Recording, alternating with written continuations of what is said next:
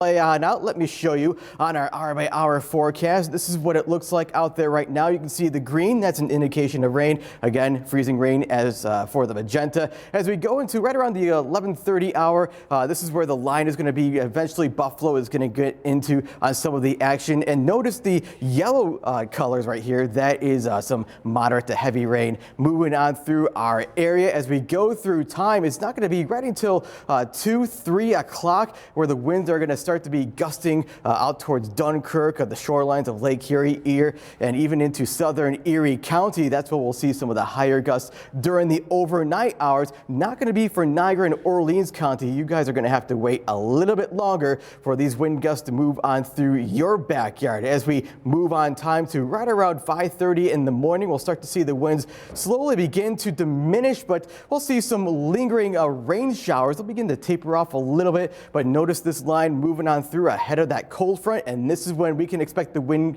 to pick on up towards Buffalo, Amherst, Alma. This is when we'll see wind speeds gusting up to right around 60 miles an hour during the afternoon and into the early evening hours. So wind gusts 60 miles an hour. What exactly does that mean? Well, that means we can expect some isolated power outages across the region, not as significant as what we saw 2 weeks ago on Sunday when we saw that wind event here in Buffalo and all of western New York. But 60 miles an hour, again, that's enough to break down some tree limbs and some power lines out there across the region. So what's in store for your Sunday? Again, some wind whip rain for the morning and early afternoon. And notice the temperature slide from 47 degrees at noon and then towards the upper 30s right towards the dinner hour. So how about the next 3 days? Will we see a warm up towards Tuesday?